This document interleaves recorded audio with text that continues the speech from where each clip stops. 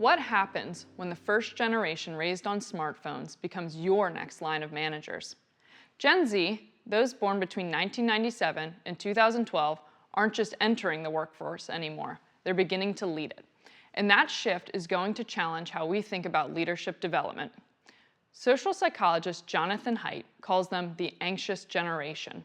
In his book by the same name, he explains how Gen Z had phone-based childhoods, less in-person play, less independence, and more screen time. That digital upbringing has shaped how they communicate, how they build relationships, and how they handle stress. Now, those traits are showing up in their leadership style.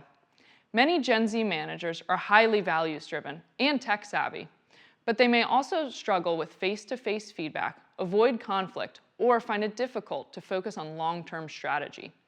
Some experience higher levels of anxiety and lower tolerance for ambiguity or failure, making leadership feel overwhelming. So, what does this mean for executive leaders? It means we need to rethink how we support and train the next generation of managers. First, prioritize emotional intelligence, not just in training, but in daily leadership behavior.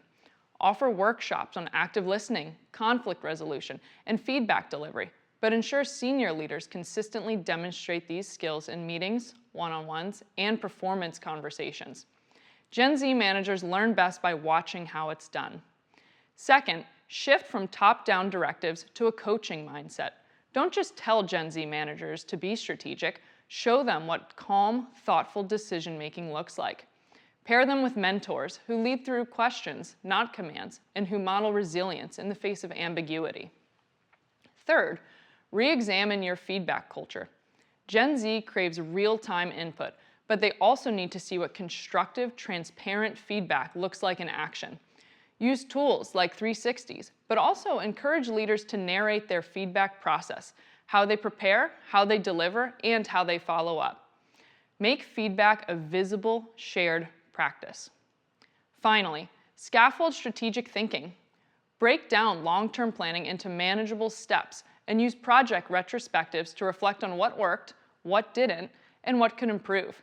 But don't just facilitate, participate. When senior leaders engage in retrospectives themselves, they signal that reflection and learning are a part of leadership, not just training. Gen Z managers aren't a problem to fix. They're a generation to empower. With the right support, they'll lead with authenticity, agility, and purpose. The future of leadership is already here. Let's make sure it's ready.